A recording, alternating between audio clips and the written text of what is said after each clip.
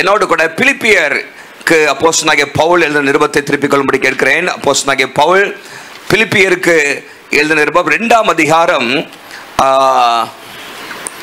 5ஆம் வசனத்தை வாசியுங்கள். 2ஆம் அதிகாரம் 5ஆம் வசனம்.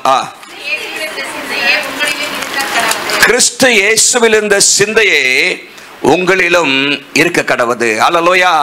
Let the mind of Christ, let the mind of Christ, the attitude of Christ, ஆண்டவராகிய இயேசு கிறிஸ்துவுடைய சிந்தை நம்மில் இருக்க வேண்டும் என்று கர்த்தர் விரும்புகிறார். ஹல்லேலூயா. பவுல் அப்போஸ்தலன் அந்த காரியத்தை அந்த இடத்திலே சொல்ல நம்ம பார்க்கிறோம். கிறிஸ்து இயேசுவில் இருந்த சிந்தை, அவரை போல நாம் யோசிக்கிற, அவரை போல செயல்படுகிற அந்த சிந்தை நம்ம வாழ்க்கையில் இருக்க வேண்டும் என்று நாம் வேதத்திலே வாசிக்கிறோம். வேதத்தில் நீங்கள் வாசிக்கும் பொழுது பலவிதமான சிந்தைகளை குறித்து வேதத்தில் நீங்கள் வாசிக்க முடியும். அவைகள் பல நெகட்டிவான காரியங்கள்லாம் போட்டிருக்கு. அதெல்லாம் நம்ம வாழ்க்கையில் இருக்கக்கூடாது. ஆனால் எப்படிப்பட்ட சிந்தை இருக்க வேண்டும் என்பது தான் இன்றைக்கு சில நிமிடங்கள் நாம் தியானிக்க இருக்கிறோம். வேதத்தில் நீங்கள் வாசித்தீங்கன்னா சங்கீதம் 66:18 இப்படியாக சொல்லப்பட்டிருக்கிறது, அக்கிரம சிந்தை அப்படின்னு போட்டிருக்கு. என்ன சிந்தை? அக்கிரம சிந்தை. இருதயத்தில் அக்கிரம சிந்தை இருந்தால் தேவன் எனக்கு செவிகொடார். இங்க என்ன சிந்தை? சிந்தை பேர் என்ன? அக்கிரம சிந்தை என்று வாசிக்கிறோம். என்னும் நீதிமொழிகள் 21:27 நீங்க வாசித்தீங்கன்னா அங்க போட்டிருக்கு துர்சிந்தை அப்படின்னு போட்டிருக்கு. என்ன சிந்தை? துர்சிந்தை, evil mind, evil intent of mind என்று வாசிக்கிறோம்.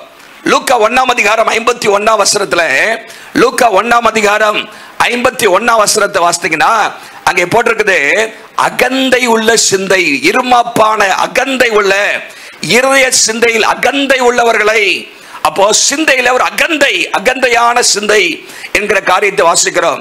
எபேசியர் 4ஆம் அதிகாரம் 17ஆம் வசனத்துல, எபேசியர் 4ஆம் அதிகாரம் 17ஆம் வசனத்துல நீங்க வாசித்தீங்கன்னா வாசிங்க, இந்த வசனத்தை வாசிங்க.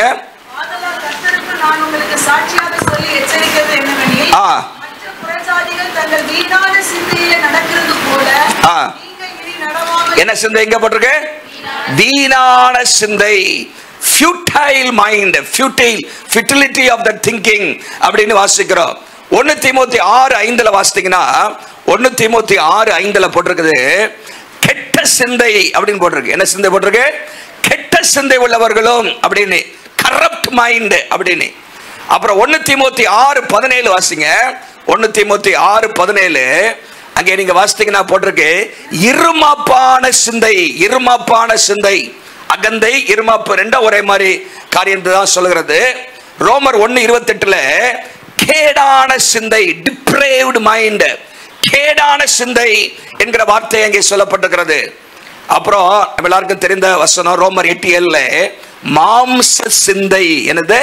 மாம்ச சிந்தை, தேவனுக்கு விரோதமான பகை, sinful carnal mind, carnal mind, மாம்சத்துக்கு அடுத்த காரியங்களை சிந்திக்கிற காரியம் மாம்ச சிந்தை என்று அங்கே பவுல் அங்கே எழுதுகிறார். இவ்வளவு காரியம் இருக்குது. இப்படிப்பட்ட சிந்தையெல்லாம் இருக்கக்கூடாது. உங்களுக்கு கிறிஸ்துவின் சிந்தை இருக்கணும். அல்லேலூயா. பவுல் சொல்றாரு, அவர் தங்களை குறித்து தன்னை குறித்து சொல்லும்போது 1 கொரிந்தியர் 2ஆம் அதிகாரம் 16ஆம் வசனத்துல நீங்க வாசித்தீங்கன்னா 1 கொரிந்தியர் 2:16 எங்களுக்கோ கிறிஸ்துவின் சிந்தை உண்டாயிருக்கிறது. அல்லேலூயா. we have the mind of Christ, we have the mind of Christ என்று பவுல் சொல்றார். அப்போ நமக்கும் இன்னைக்கு கிறிஸ்துவின் சிந்தை உண்டாயிருக்க வேண்டும். ஒரு 8 காரியத்தை இன்னைக்கு சொல்ல போறேன். இப்படிப்பட்ட சிந்தை நம்முடைய வாழ்க்கையில இருக்கும் என்று சொன்னால் நமக்கு கிறிஸ்துவின் சிந்தை இருக்கிறது. ஹல்லேலூயா. பிலிப்பியர் 2ஆம் அதிகாரத்துக்கு திருப்பிக் கொள்ளுங்கள். பிலிப்பியர் 2ஆம் அதிகாரத்துல இந்த காரியத்தை எல்லாம் ஆண்டவர் நமக்கு தருவராக. கிறிஸ்து இயேசுவில் இந்த சிந்தை நமக்கு வரும்பொழுதுதான் நம்மை அநேகருக்கு ஆண்டவர் ஆசீர்வாதமாக மாற்ற முடியும். நம்முடைய சிந்தை மாற்றம் அடைய வேண்டும், சிந்தை மறுரூபமாக வேண்டும், சிந்தை புதிதாக வேண்டும் என்றெல்லாம் நாம் வேதத்திலே நாம் வாசிக்கிறோம். சரி, இப்போ பிலிப்பியருக்கு வாங்க. பிலிப்பியர் 2ஆம் அதிகாரத்திலே பவுல் அங்கே சொல்கிற காரியம் முதல் 5 வசனத்துல சில காரியத்தெல்லாம் சொல்லிட்டு தான் கிறிஸ்துவின் சிந்தை அப்படின்னு சொல்றாரு. அதுல அவர் சொல்லுகிற முதல் காரியம் 2ஆம் வசனத்தை வாசிங்க.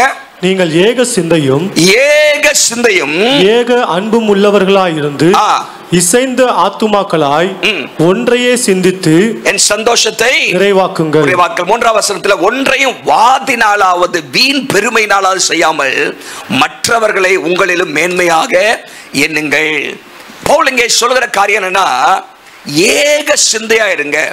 ஒரு மனப்பாட்டின் சிந்தை நமக்கு தேவை. ஒரு மனப்பாட்டின் சிந்தை, ஒன் மைண்டட்னஸ். இந்த கிறிஸ்துவின் சிந்தைங்கிறது அது ஏக சிந்தை, ஒரு மனப்பாட்டின் சிந்தை என்று நம்ம வாசிக்கிறோம் வேதத்திலே. திருத்துவ தேவர் 3 பேரும், பிதா, குமாரன், பரிசுத்த ஆவியானவர், அவர்கள் ஒன்றுபட்டு இருக்கிறார்கள். அல்லேலூயா. அவர்களுக்குள்ளாக எந்த பிரிவினையும் அவர்களுக்கு கிடையாது. நாங்கள் ஒன்றாயிருக்கிறோம், நானும் பிதாவும் ஒன்றாயிருக்கிறோம் என்று இயேசு சொல்ல நம்ம பார்க்கிறோம்.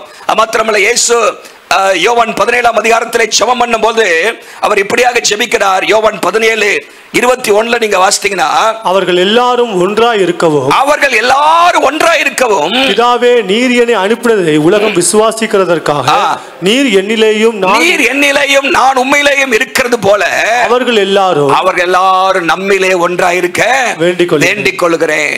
அப்போ ஒரு மனம் இருக்கணும்.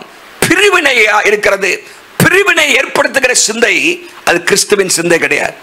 கிறிஸ்துவின் சிந்தை இணைக்கிற சிந்தை, அது எல்லாரையும் ஒன்றுபடுத்துகிற சிந்தை தான் கிறிஸ்துவின் சிந்தை. பிரிக்கிறது பிசாசு வேலை, ஆனா ஒன்றாயிருக்க நினைக்கிறது கிறிஸ்துவின் சிந்தை. அல்லேலூயா.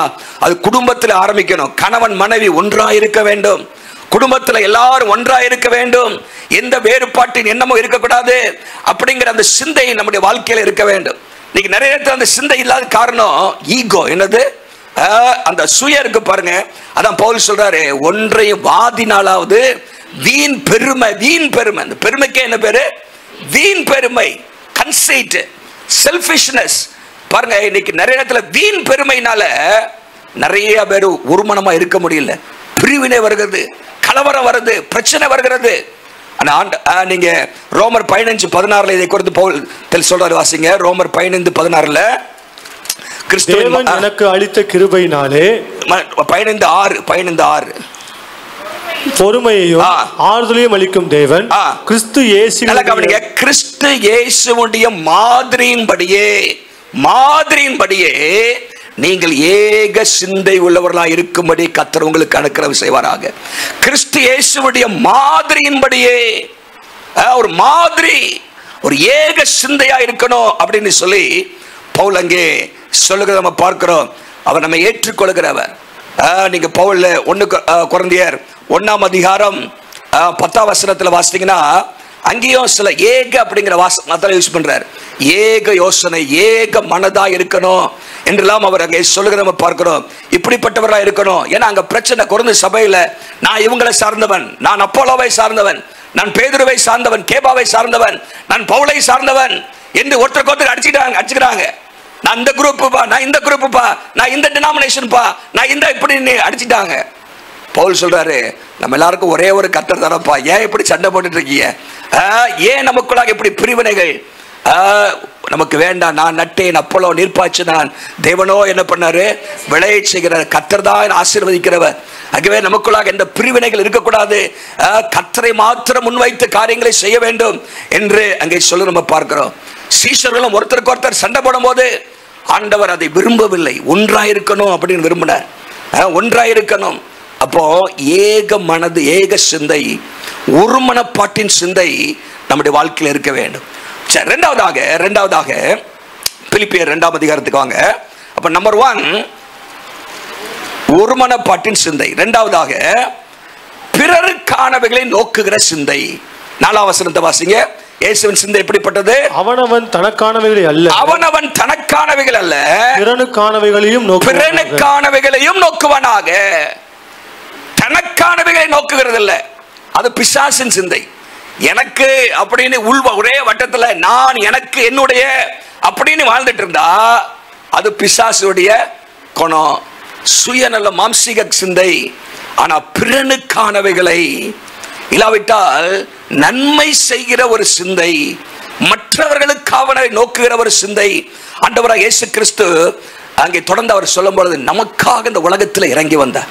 அவர் அங்கே எல்லா மகிமையும் உடையவராக பிதாவோடு அந்த திருத்துவ தேவனுடைய அந்த மகிமையிலே அவர் இருந்திருக்க முடியும். ஆனா நம்மையில நோக்கம் வைத்து இந்த உலகத்துக்கு வந்தார். அல்லேலூயா. நம்மையிலே நோக்கம் உள்ளவராக இந்த உலகத்திலே வந்தார். நம்மையிலே அவர் நோக்கம் வைத்தார், இறக்க வைத்தார் என்று சொல்லி நம்ம இங்கே வாசிக்கிறோம். அங்கே பவுல் திரும்ப கீழே உள்ள வசனங்களை நீங்க வாசித்தீங்கன்னா அங்க ஒரு நபரை குறித்து சொல்றாரு. இன்னைக்கு கீழே 20ஆம் வசனத்தை வாசித்தீங்கன்னா 20ஆம் வசனத்துல உங்கள் காரியங்களை உண்மையாய் விசாரிக்கிறதுக்கு என்னை போல மனதுள்ளவன் அவனை அன்றி வேறு ஒருவனும் என்னிடத்திலே இல்லை என்று அவர் அங்கே அந்த எப்பாப்ராவை குறித்து அவர் சொல்கிறதை நாம் அங்கே வாசிக்கிறோம்.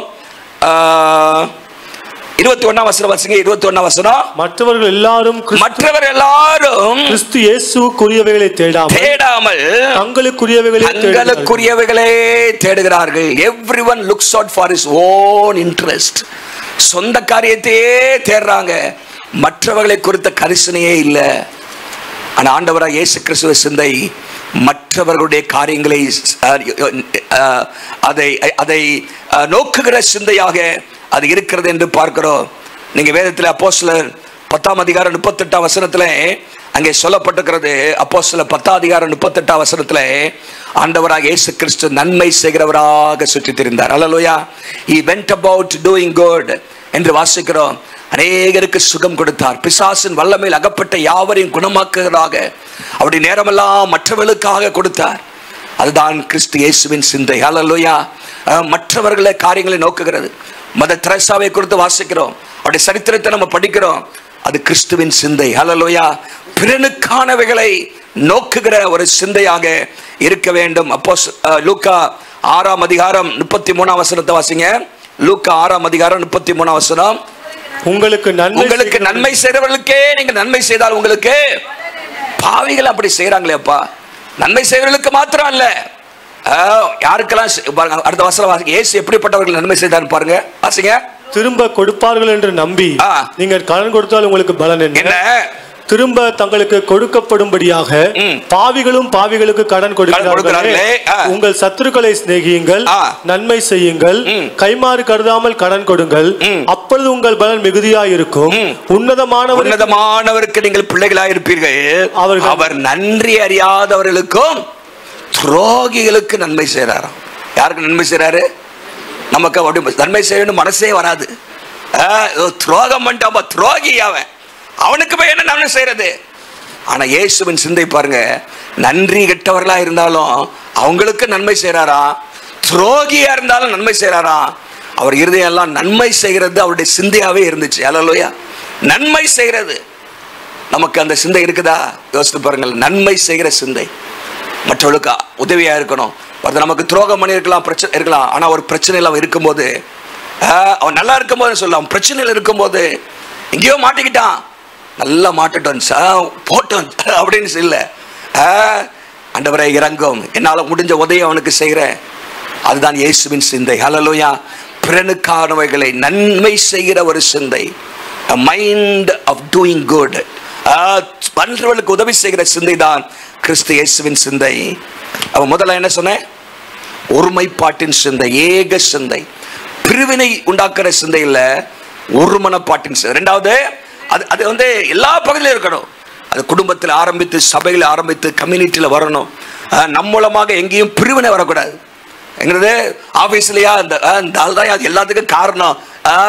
இந்த டிஸ்கார்ட் அப்படின்னு சொல்றோம்ல, showing the seeds of discord, என்னது பிரிவினை. அங்கே நீதிமொழிகள் 6ஆம் அதிகாரத்தில் வாசிக்கிறோம்.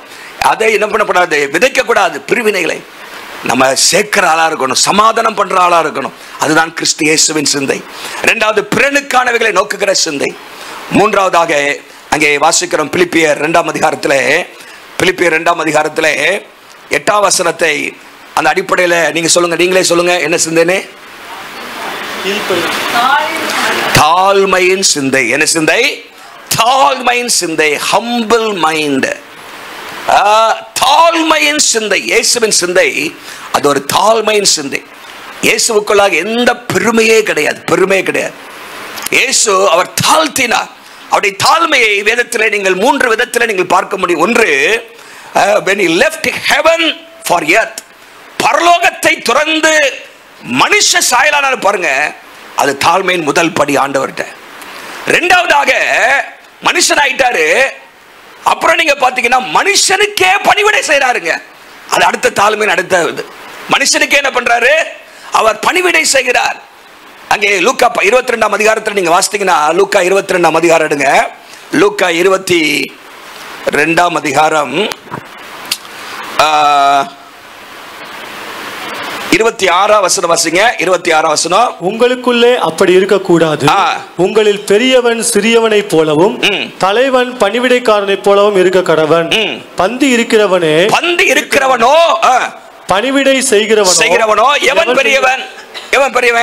பந்தி இருக்கிறான் ஒருத்தன், நல்லா உட்கார்ந்து சேர்ல உட்கார்ந்துருக்கீங்க, ஒருத்தன் பணிவிடை செய்யறான்.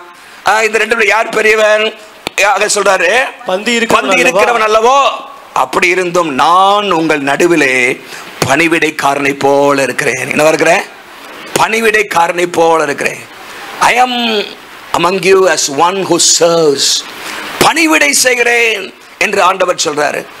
யோவான் 13 அதிகாரத்திலே ஆண்டவராக இயேசு தம்முடைய சீஷருடைய கால்களை அவர் கழுவினார் என்று வாசிக்கிறோம். The servant, service mindedness, humble humility அங்கே வாசிக்கிறோம். பாருங்க 13 அதிகாரத்துல உங்களுக்கு மாதிரியை காண்பித்தேன் என்று ஆண்டவர் சொல்றாரு. மாதிரியை அவர் அங்கே முந்தின வசனங்களில் வாசிக்கும் பொழுது அவர் கால்களை கழுவுகிறார். மேலேருந்து கீழே இறங்கி வந்தாரு. மனுஷனுடைய காலை கழுவி அவனுக்கு பணிவிடை செய்து தன்னை தாழ்த்தினாரு. அப்புறம் அடுத்த 3வது கட்ட தாழ்மை என்னன்னா, அந்த மனுஷனுக்காகவே உயிரையே கொடுத்தாருங்க. அல்லேலூயா. சிலுவையின் மரண பரியந்தம் தன்னை தாழ்த்தினார். When he left heaven for earth, when he became a servant, and when he died on the cross, எல்லாம் அவருடைய தாழ்மையின் வெளிப்பாடு நம்ம பார்க்க முடியும். அல்லேலூயா. இயேசு சொல்றாரு, நான் சாந்தமும் மனத்தாழ்மையுமா இருக்கிறேன்.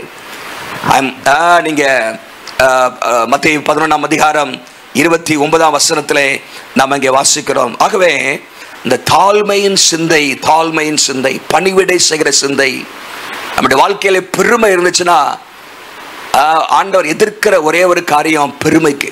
பைபிளில் வாசிக்கிற 1 பேதுரு 5 அதிகாரத்திலும் யாக்கோபா 4 அதிகாரம் 6 வசனத்தில் நீங்க வாசித்தீங்கன்னா அங்கே சொல்லப்பட்டிருக்கிறது, பெருமை உள்ளவருக்கோ கர்த்தர் என்ன பண்றாரா? எதிர்த்து நிற்கிறார் என்று நாம் வாசிக்கிறோம். பெருமை உள்ளவர்களுக்கு தேவன் எதிர்த்து நிற்கிறார். தாழ்மை உள்ளவர்களுக்கோ கிருபை அளிக்கிறார்.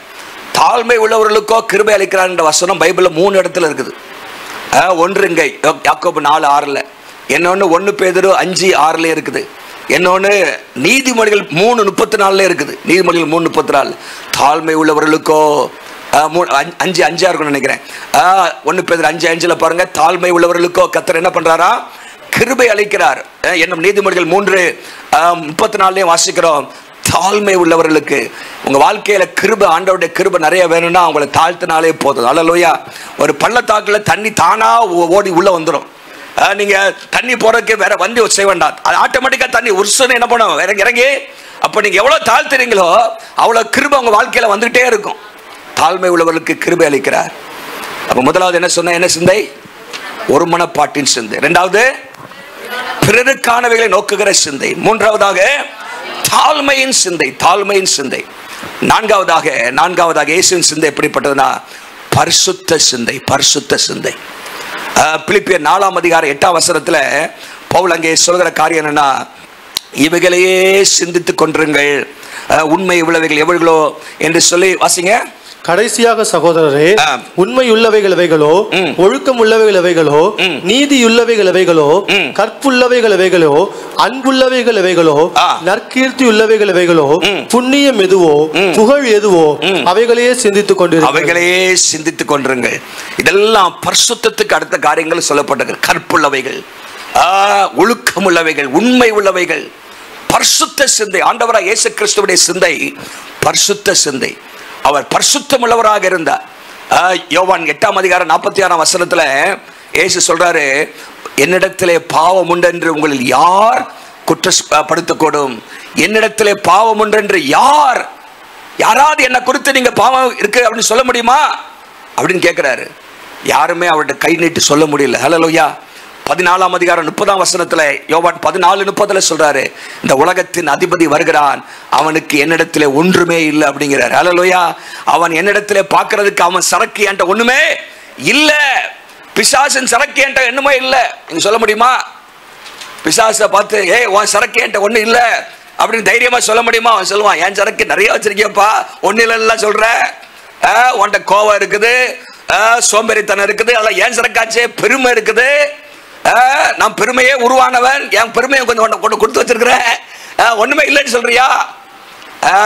ஆனா ஆண்டவர் சொல்றாரு, இந்த உலகத்தின் அதிபதி பிசாசு அவனுக்கு என்னிடத்துல ஒன்றுமில்லை. he has no hold on me, he cannot excuse me. எதுவுமே அவனுடைய என்னிடத்துல இல்லை. he has nothing in me அப்படின்னு அவர் சொல்றாரு. நம்முடைய வாழ்க்கையிலும் கூட பரிசுத்த சிந்தை தேவை. அல்லேலூயா. இருதயத்திலே பரிசுத்தம் உள்ளவர்கள் பாக்கியவான்கள். நம்முடைய பேச்சு, செயல், சிந்தை அனைத்திலும் பரிசுத்தம் காணப்பட வேண்டும். இயேசுவுடைய பேச்சிலே பரிசுத்தம் இருந்தது. அவருடைய பேச்சிலே அவரை குற்றப்படுத்த யாரால முடியல.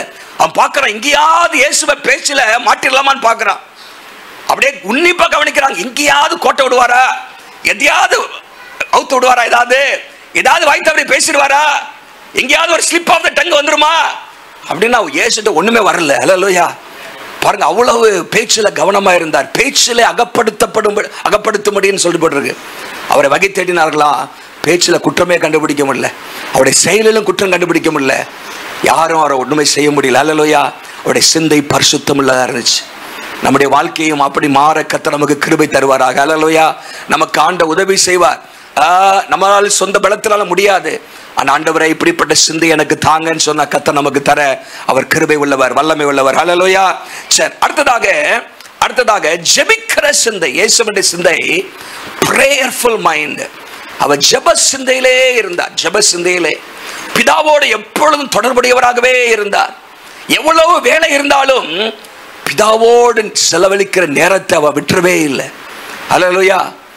நம்ம வாழ்க்கையில பாத்தீங்கன்னா நமக்கு நேரம் கூட, வேலை நம்ப ஆயிடுச்சுன்னு வைங்களேன், எது சாக்ரிஃபைஸ் ஆயிரும்?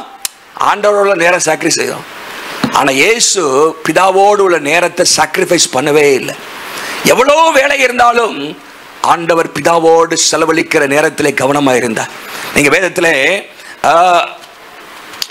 மார்க் 1ஆம் அதிகாரத்தில் நீங்க வாசித்தீங்கன்னா, அந்த அதிகாரத்திலே முழுவதும் அவர் எவ்வளவு பிஸியா இருக்கிறாருன்னு அப்படின்னு போட்டிருக்கு. இயேசு கிறிஸ்து எவ்வளவு பிஸியா இருந்தாரு அப்படின்னு நீங்க அந்த அதிகாரத்தில் நீங்க பார்க்க முடியும். காலையில இருந்து அவர் பல வேலைகளை செய்கிறார், உபதேசம் பண்றாரு. அங்கே நீங்க பாத்தீங்கன்னா, அங்கே 26ஆம் வசனத்துல பிசாசுகளை துரத்துகிறார்.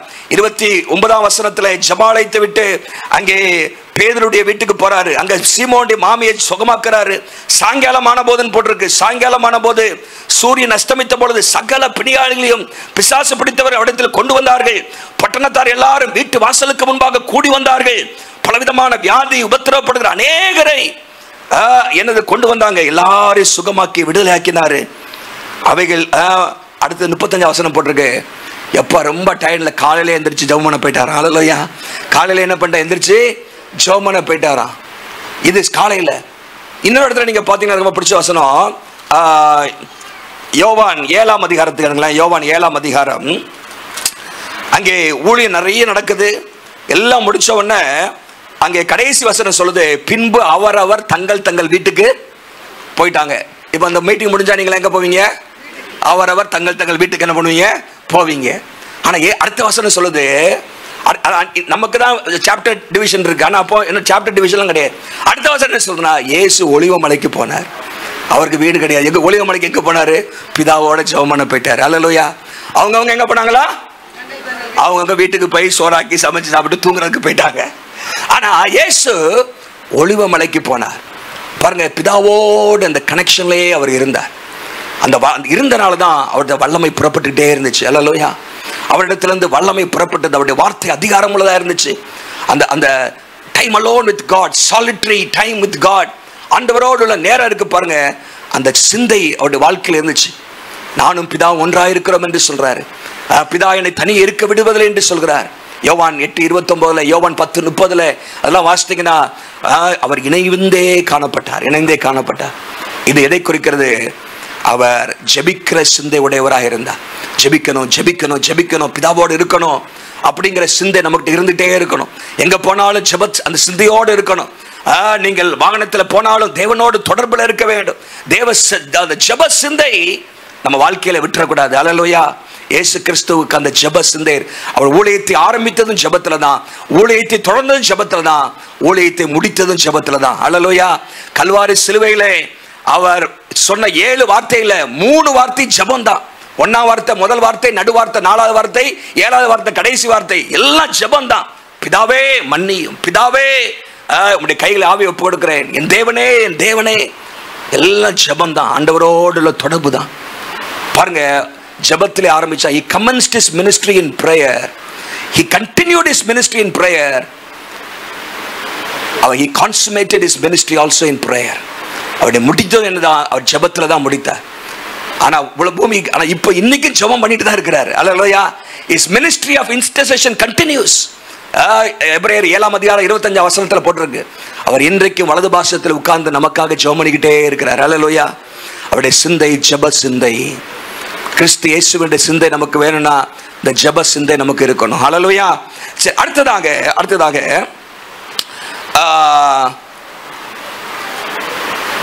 நீங்க வேதத்தில் வாசித்தீங்கன்னா அவருடைய வாழ்க்கையை பார்க்கும் பொழுது யோவான் 5:30 வாசிங்க. யோவான் 5:30 வாசிங்களேன்.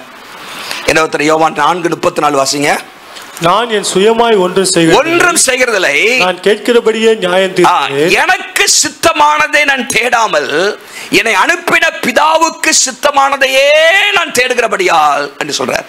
இது என்னன்னா, தேவ சித்தத்தை செய்கிற சிந்தை அவருக்கு இருந்துச்சு. எதை செய்தாலும் தேவ சித்தத்தின்படி செய்யணும், தேவ சித்தத்தை செய்யணும், தேவ சித்தத்தின்படி இருக்கணும். நீங்க 4:34 வாசிங்க. சித்தத்தின்படி செய்து, எதை செய்தாலும் தேவ சித்தத்தின்படி இருக்கணும்.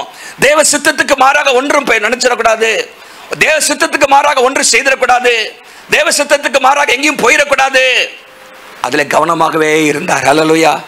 கடைசிலும் அவர் சிலுவை மரணத்துக்கு போவோம், பிதாவை என் சித்தப்படி அல்ல உம்முடைய சித்தத்தின்படியே ஆக கடவது என்று சொல்கிறார். அப்போ தேவ சித்தம் செய்வதுதான் அவருடைய சிந்தையாவே இருந்துச்சு. அப்போ நம்ம வாழ்க்கையிலும் கூட அங்கே இயேசு சொல்லும்போது சொல்றாரு, என்னை நோக்கி பிதா என்னது கர்த்தாவே கர்த்தாவே என்று சொல்லுகிறார், பரலோக ராஜ்யத்துல போக முடியாது. பிதாவின் சித்தத்தை செய்கிறவர்கள் தான். நம்முடைய வாழ்க்கையில பிதாவின் சித்தம் என்ன, என்னுடைய வாழ்க்கையில பிதாவின் சித்தம் என்ன, என் குடும்பத்திலே பிதாவின் சித்தம் என்ன, என் சபைகளே தேவ சித்தம் என்ன, என் பிள்ளைகளை கொடுத்து தேவ சித்தம் என்ன, தேவ சித்தம் செய்யணும், தேவ சித்தம் செய்யணும். I want to do the will of God, will of God, will of God.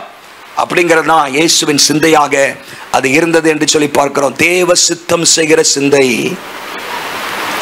1 பேதுரு 4:1 வாசிங்க. அடுத்ததாக 1 பேதுரு 4:1. இப்படி இருக்க கிறிஸ்து நமக்காக மாம்சத்திலே பாடுபட்டபடியால் நீங்களும் அப்படிப்பட்ட சிந்தையை ஆயுதமாக தரித்துக் கொள்ளுங்கள். இது என்ன சிந்தைனா, பாடுபடுகிற சிந்தை.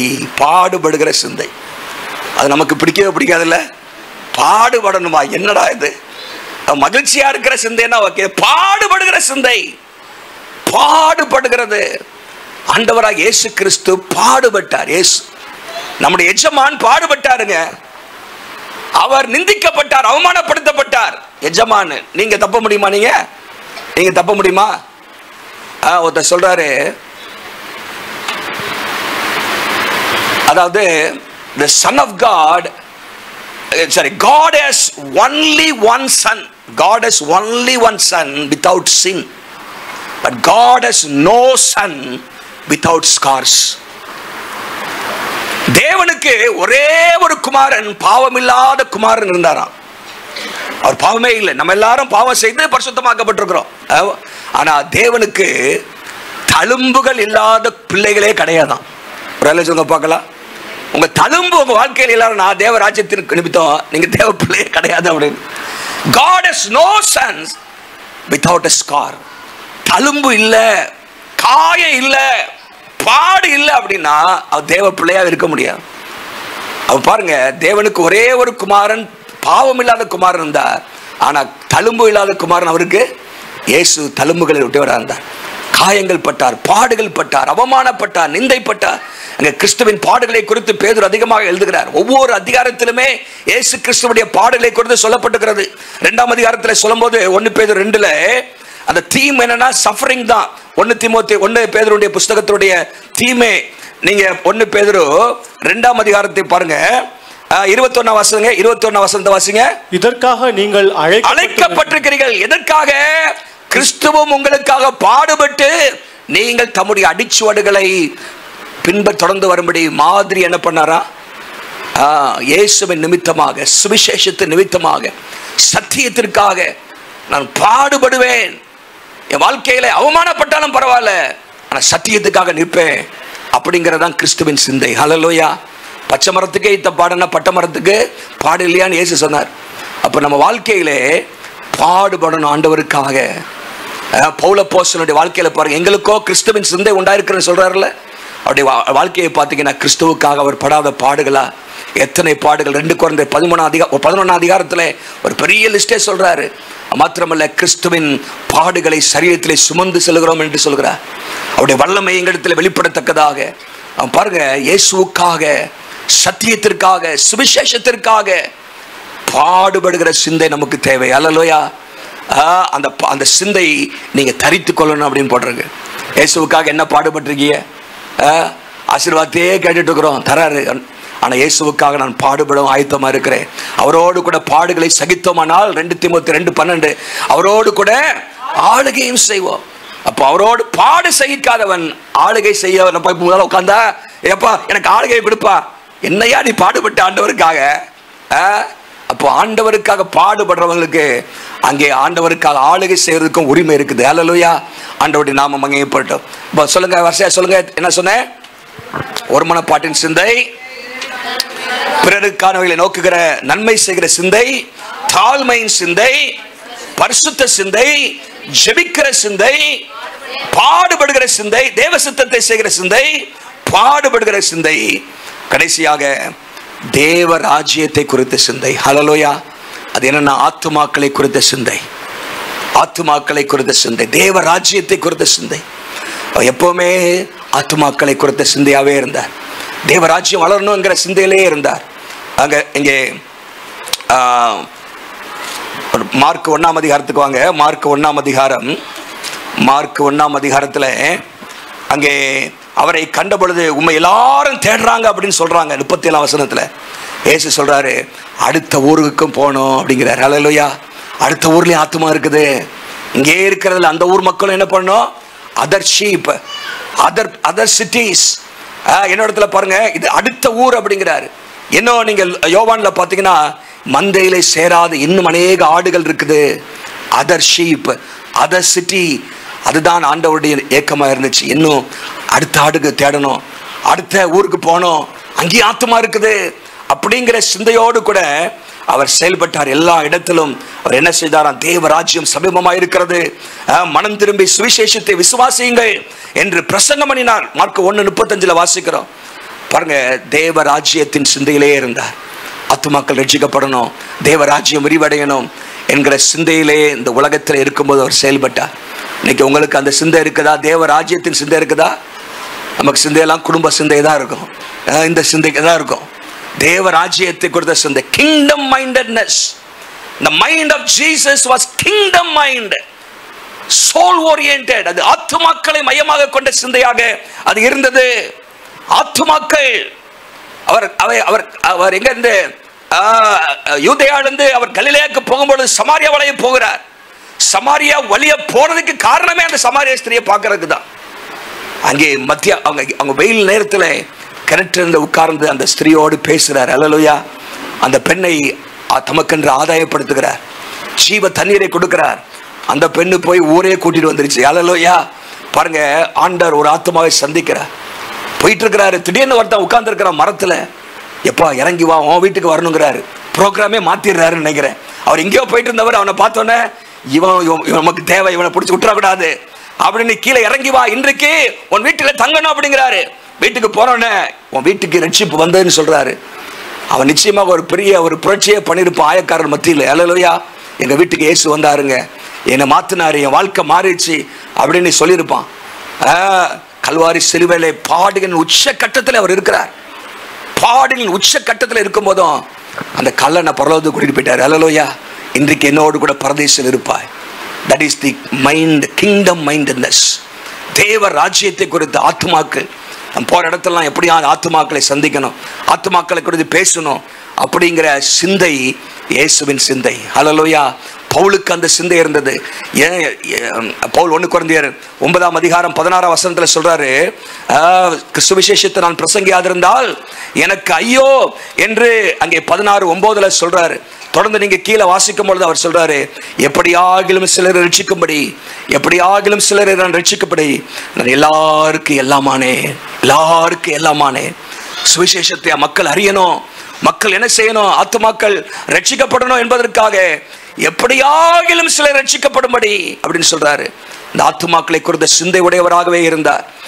ரோமர் 9ஆம் அதிகாரத்தில் பவுல் எழுதும்போது சொல்றாரு, எனக்கு மிகுந்த வேதனையும் மன துக்கமும் உண்டாயிருக்கிறது. அப்படின்னா ஆத்ம பாரம் என்ன அழுத்தது என்று அவர் சொல்கிறார். ரோமர் 9ஆம் அதிகாரத்தில் 1ஆம் வசனத்தை நீங்க வாசித்தீங்க, நாங்க சொல்லப்பட்டிருக்கிறது, எனக்கு மிகுந்த துக்கமும் இடைவிடாத மனவேதையும். 2ஆம் வசனத்தை போடுங்க, நான் இங்கிலீஷ்ல போடுங்க, I have great sorrow and unceasing anguish. அப்படின்னா யூத மக்கள் எப்படி கெட்டு போயிட்டு இருக்காங்களே, அறியாமல் இருக்கிறாங்களே, கண் சொருகி போயிருக்கிறாங்களே, கண் குடாக்கப்பட்டிருக்கிறாங்களே அப்படிங்கிற பாரம் அவருக்கு இருந்துட்டே இருந்துச்சு. ஆனா 10ஆம் அத்தியாயத்தில் சொல்றாரு 1ஆம் வசனத்துல, அவர் ரட்சிக்கப்பட வேண்டும் என்பதே என்னுடைய ஜெபமா இருக்குன்னு சொல்றாரு. இப்ப தேவ ராஜ்யத்தின் சிந்தை, இப்ப நான் சொன்ன 8 காரியம் சொன்னேன், இதுல எங்கேயாவது உங்களை ஈடுபடுத்தி பார்க்க முடியுமா? இந்த சிந்தை எனக்கு இருக்குதுன்னு சொல்லி பவுல் சொல்றாரு, எங்களுக்கோ கிறிஸ்துவின் சிந்தை உண்டாயிருக்கிறது. அல்லேலூயா, எங்களுக்கோ கிறிஸ்துவின் சிந்தை உண்டாயிருக்கிறது. we have the mind of Christ. இன்னைக்கு ஆண்டவர் இந்த சிந்தையை நமக்கு தருவாராக. let this attitude, என்ன attitude? ஜெப attitude, பரிசுத்தத்துக்கு அடுத்த attitude, ஒரு மனம். நம்மால எங்கேயுமே பிரிவினை வந்துடக்கூடாது. வீட்டுக்குள்ளேயானாலும் சரி, சபையினாலும் சரி, சமுதாயத்திலும் நம் மூலமாக எந்த விதத்திலும் பிரிவினை இருக்கக்கூடாது. ஒரு மனத்தை கொண்டு வருகிற, ஒரு மனத்தை ஏற்படுத்துகிற, ஏக சிந்தை ஏற்படுத்துகிற சிந்தை, தாழ்மையின் சிந்தை, இந்த சிந்தையை கர்த்தர் நமக்கு தருவாராக. எல்லாரும் எழுப்பி நிற்போமா?